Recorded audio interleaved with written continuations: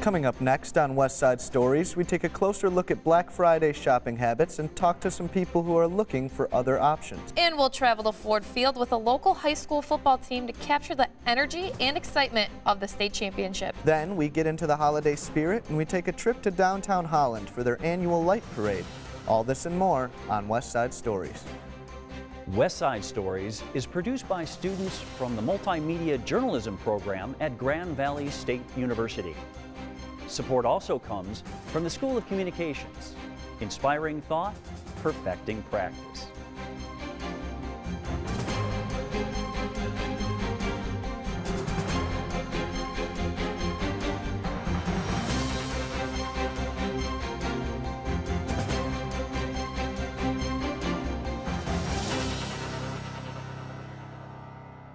Welcome to West Side Stories. I'm Elliot Perpich. And I'm Savannah Bressman. According to Business Insider, this year's Black Friday sales reached a record high. And a forecast by Global Data projects total spending could reach around $59 million. That's up almost 6% from last year. In our first story, Sam Hall and I take a closer look at the Black Friday experience. We cover the usual shopping frenzy, but we also talk to some Michiganders who chose to spend their Black Friday in a way that may surprise you.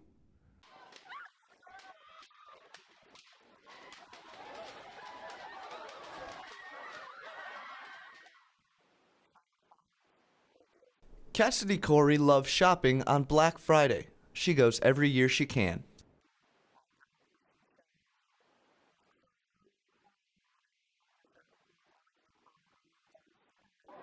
This year, more than 174 million people shopped on Black Friday, the most there's ever been. Corey likes that everybody's there for the same reason.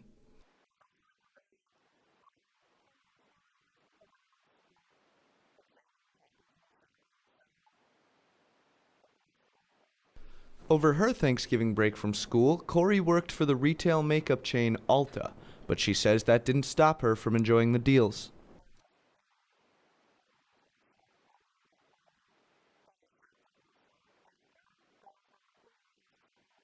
While Corey switched from cashier to customer and went into shopping mode, a man named Tony Pitts decided to use his extra Friday to relax.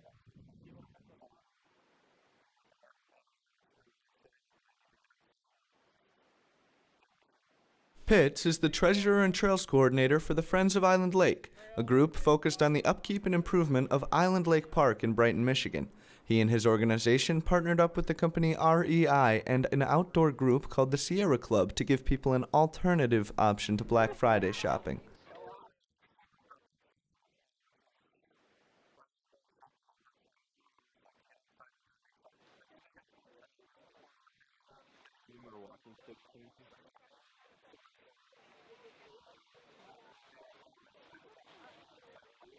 Pitt said he usually prefers hiking with a smaller group, but when it comes to events, big numbers are good.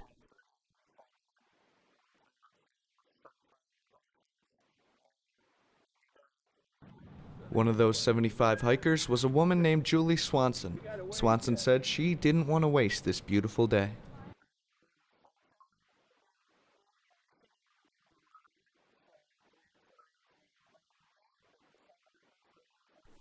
Swanson said that she values memories, so she wasn't too sad about missing out on the retail stores.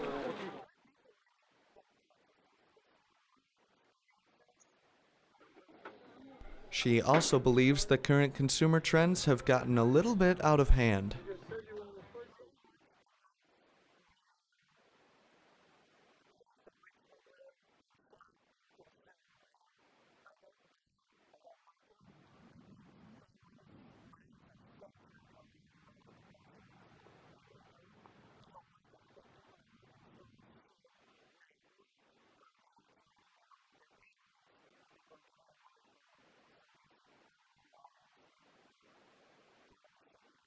While Swanson is worried about the effect of Black Friday on families, Pitts is concerned about the stress it could have on his own health.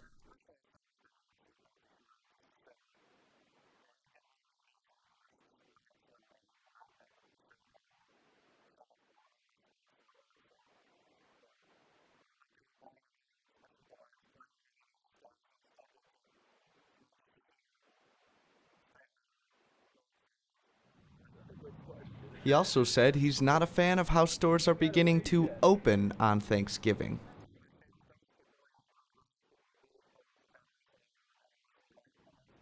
Corey is a big fan of shopping, but not big enough to want to sacrifice time with her family.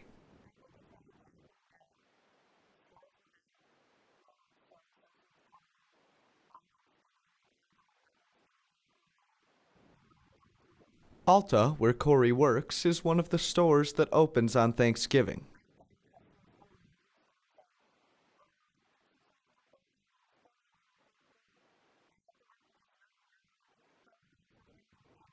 Each year, retail stores are opening a little earlier. This year, companies like Target and Best Buy began their sales as early as 5 p.m. on Thanksgiving Day.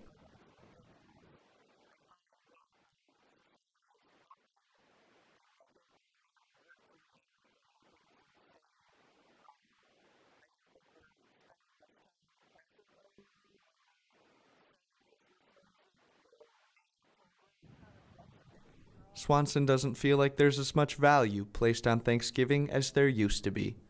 Corey is worried about Thanksgiving too, but on top of that says she's also worried about Black Friday losing its own holiday traditions.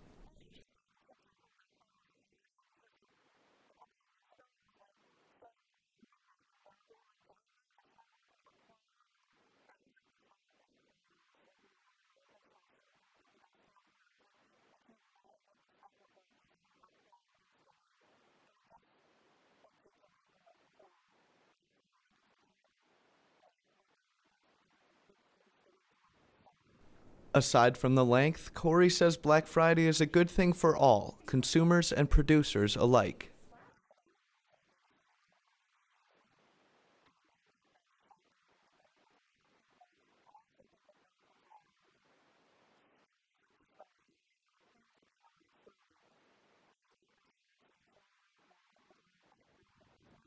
And that's not just Ulta. Thanks to the holiday season, almost all stores receive their highest quarterly earnings in the period from November 1st to January 31st. But, according to Corey, those profits don't come without some chaos.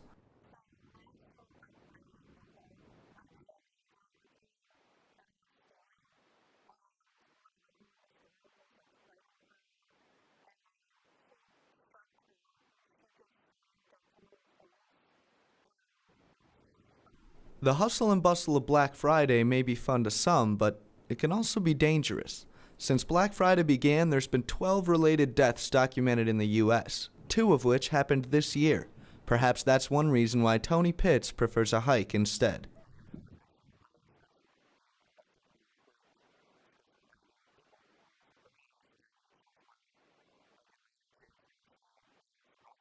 Swanson also used the day to recharge, but she didn't shy away from buying things altogether.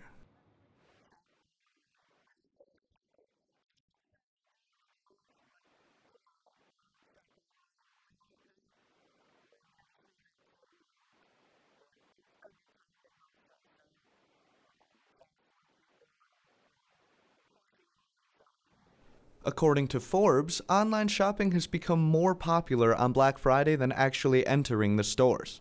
Only about 1/4 of shoppers exclusively went into stores, while 1/3 shopped only online.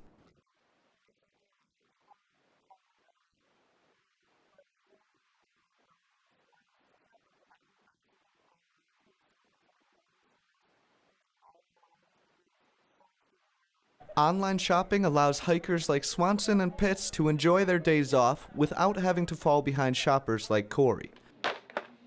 Happy holidays, and I'm Elliot Perpich.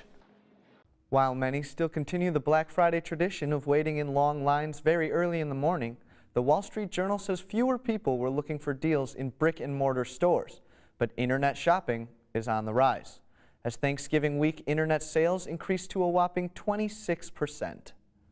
If you could bottle up the energy of a high school state championship game, you could power Grand Rapids for a week. This past weekend, the annual MHSAA high school football playoffs took place at Ford Field in Detroit. West Side Stories reporter Jake O'Donnell and Eli Ong bring us the story of one local team who traveled to Ford Field looking to cap off a stellar season. 2018 has been an overwhelming success for the Muskegon Mona Shores football team. The high-flying Sailors offense propelled the Division II team to a regular season record of 8-1 with signature wins over East Kentwood as well as Ottawa-Kent Black Division rivals Reese Puffer and Jennison. The Sailors' only loss came to state juggernaut and crosstown foe Muskegon High School by the score of 55-35 back in Week 8. Shores kicked off the MHSAA playoffs with a 34-28 win over Grand Rapids Forest Hills Central. They followed that up with another victory over Jennison, this time by the convincing score of 49-10. Another blowout win over Portage Northern punched the Sailors' ticket to the state semifinals, where they faced a white-hot Midland Chemics squad. Midland, however, was no match for Shores as the Sailors' offense pounded and grounded for nearly 500 yards. Final score, 42-28. In the practices leading up to the Division II state championship game, Mona Shores head coach Matt Koziak told me that despite his team's tremendous success this year, the goal remains to stay on task. Well, you try to go business-like and not get too out of characteristics of what you do. Obviously, we got to be indoors now, which is a change in itself, going from 30-degree weather to 65, 70-degree weather. So you have to get acclimated to that. But you try to keep your same schedule. You don't want to stray off path of things that got you here, and so we try to keep it consistently with what we've done all year. One consistency this year has been Shores' explosive offense, which is led by quarterback Caden Broersma and senior leaders like slotback Keyshawn Sandifer. When asked about representing West Michigan in the state finals, Sandifer told me that it was a dream come true. I mean, it's an honor and a blessing, just coming from as far as especially being from Muskegon and how small it is. It's like I said, it's an honor to represent the best, especially going to how big Detroit is and how much exposure they have. It's definitely a blessing and an honor. This year's Mona Shores football team is not the first to make the trip to Ford Field. Just 4 years ago, the Sailors took on Detroit Catholic League powerhouse Warren de La Salle for the Division II state title. The result of that game, 44-8 in favor of the Pilots. This year's opponent for the Sailors, the same team wearing purple and gold. 44-8 in 2014. What kind of motivation does that provide for you guys? It's really zero. It's not. I mean, obviously we're playing the same school, but all these kids are different. They were in middle school at the time, and they even have a different head coach than the last time we played there. And there's more things different than the same besides the two schools that happen to be in the 2014 game. According to Coach Koziak, a rematch against Warren de La Salle is just another game against a good team on the way to the state championship. However, for some Sailors, it is a revenge game. A game to bring statewide respect to their school. In 2014, a pregame interview with some De La Salle players just added insult to Mona Shores' blowout loss, as the video went viral online, gaining national attention. We're ready. We're ready to go out there and hit them every play. Right now, baby, you're gonna know we came to Ford Field. They're calling you guys that you guys don't have a very good offense. That Muskegon team, they're fired up. What do you say to them? We have a good offense. Yeah. We are better than the Lions. We are the best team to ever play on this field. Yeah! I think I got my swagger back. I'm not sure they're better than the Lions, but final score, Warren de La Salle 44, Muskegon 8. State championship, boys! When I visited Sailors practice, many players, including senior wide receiver Seth Kohler, told me that the 2018 state championship game was their opportunity to take back what was theirs, a little respect. Well, a lot of the emphasis goes on to what the other side of the state is doing, but I think we play some real good football on this side of the state, so we wear that, us and Muskegon and Montague and all the other teams from this side of the state. We take pride in where we come from. We're here to take the swagger back. After a week of practicing inside at Grand Valley State University's Kelly Family Sports Center football facility, Mona Shores took the field in downtown Detroit the Friday after Thanksgiving to take the swagger back from Warren de La Salle. With a large following making the cross-state journey to support them, the Sailors received the ball to open the game. However, it was the Pilots who drew first blood. After hooking up with his D1-bound wide receiver Josh DeBerry for a 50-yard gain, senior quarterback Nolan Schultz would sneak it in himself, giving De La Salle the touchdown lead. Pilots kicker Daniel Hepler would tack on the PAT to give his team the 7-0 lead, which they would take into the second quarter. This year, Mona Shores refused to go down without a fight. As the time ticked down in the first half, junior quarterback Caden Broersma answered with a rushing touchdown of his own, sending the Sailors into halftime tied at 7s.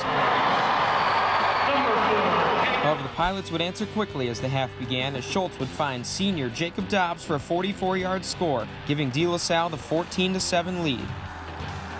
Later in the third quarter, Sailors kicker Logan Heckma closed the gap with a field goal, but the Pilots still led 14-10.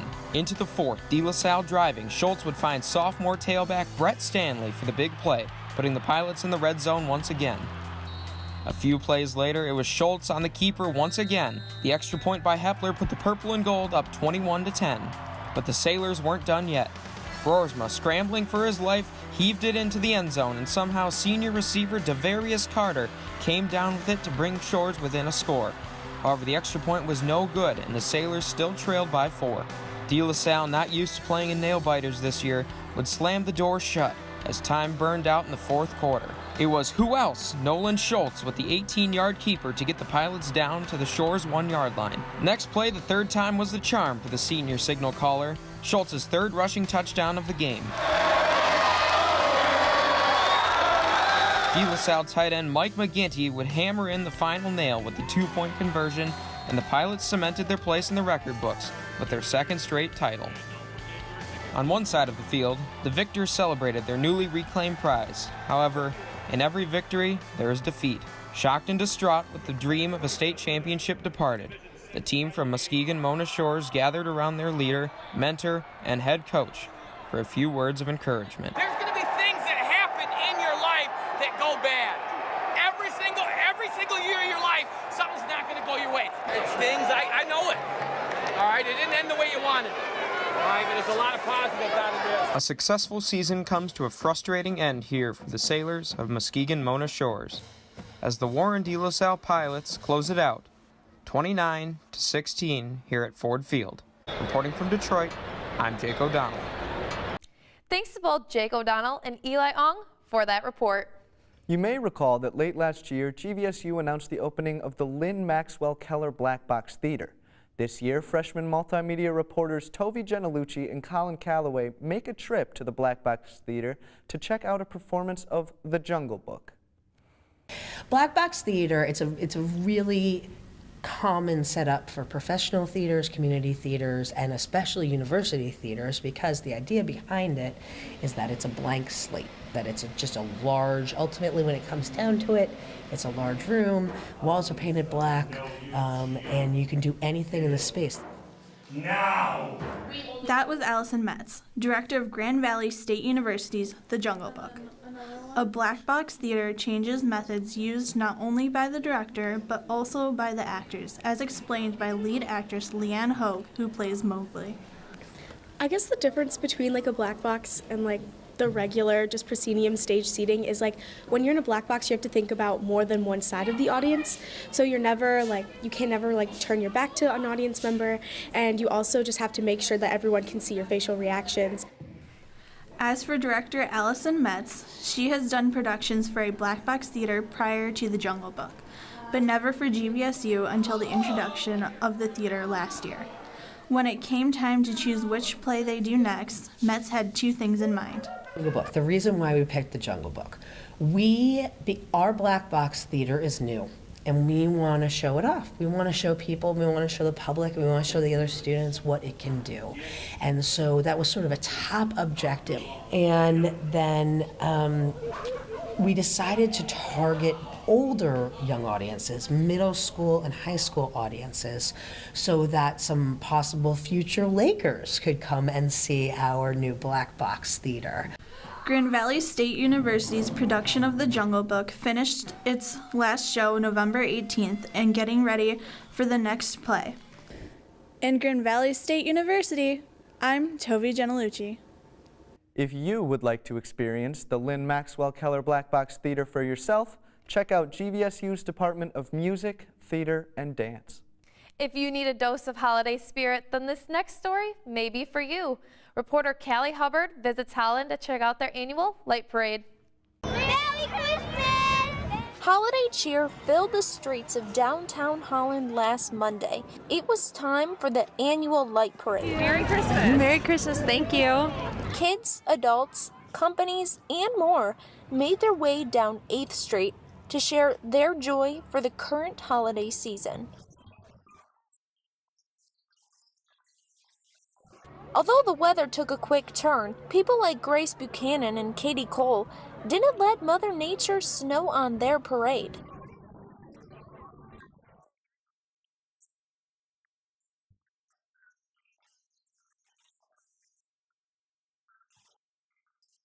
Same with Mark Dykema, a Tulip Time board member. He didn't let the weather stop him from being involved with the community.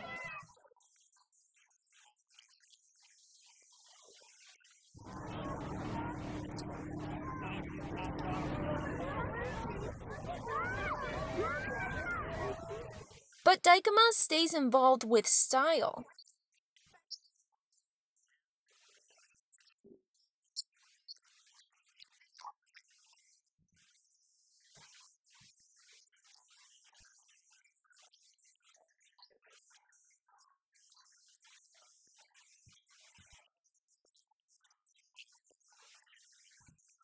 The holiday season is also a time where families are able to reunite once again. Sister, suck it up!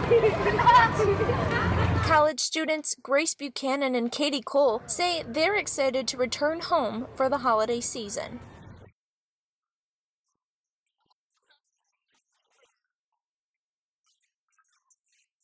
If you're feeling festive this holiday season, you can check out local events happening in your area on Facebook or online. From Westside Stories, I'm Kelly Hubbard.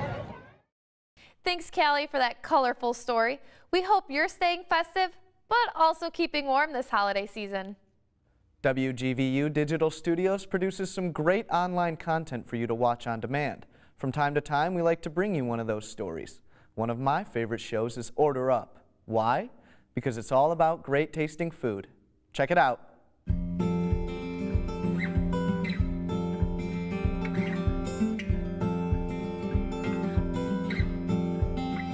Hello everybody, I'm Wes Davis, Executive Chef, Bosch Lake Inn. Today we're going to put together a couple of our favorite items for you. We're going to do our walleye and also our Prince Edward Island mussels with a sweet coconut curry broth. We're going to take our walleye, we're going to go right down with the crust down onto the walleye into the pan. Spread the oil around it. You can hear that little bit of sizzle going, that's just what we want. We're going to look for a little bit of the color starting on the edges of the walleye, starting to see the brownie here on the crust. The walleye, we're going to flip it over, and we're going to go right into our oven. We're going to add in our shallots and our chopped garlic. Give that a quick saute. Get all those flavors coming out of the oil. And then we're going to add our Prince Edward Island mussels. Very simple dish, very quick dish. Get that all mixed up. Get the mussels all sauteed up. We got some nice color on our pan. We're going to take our sauce right here that we have, which is a coconut curry sauce that we make. We're just going to put that in there. A couple ladles. And then we're going to return that to our fire. And we're going to give the cover and let it cook. While that's going, we're going to pop down to our grill, where we'll do our grilled asparagus, which will go with our walleye dish, and then also the grilled ciabatta bread that will go with the pot of mussels. So the bread will cook quick. You'll see the nice lines, a little simple on there. Asparagus, give it a little bit of a toss. Kind of get some nice browning. So the walleye, we're going to take our homemade remoulade, which is actually like, fancy version of our homemade tartar sauce. We're going to take our mashed potatoes, put a nice little mound of our potatoes right there. And now we'll grab our walleye out, which you can see has a nice lightly brown color to it. It's puffed up real nice, nice solid firm texture, ready to go. Now we'll take our asparagus, put our asparagus right across, and then you're good to go. We're gonna drop that right into our dish. Got that nice broth in there, that nice coconut curry broth. We're gonna grab our bread. Just kind of go right around it. Then just hit it with just a touch of garnish, just for a little bit of color. And there you have two of our signature dishes from Boston Lake Inn, our walleye and our pot of mussels. Special thanks to WGVU Digital Studios for that story, but now I am starving. It's a good thing we're out of time for this week's show because I'm going to go make myself some dinner. I'm Elliot Perpich. And I'm Savannah Bressman. Thank you so much for watching, and we'll see you again next week. West Side Stories is produced by students from the Multimedia Journalism program at Grand Valley State University. Support also comes from the School of Communications, inspiring thought, perfecting practice.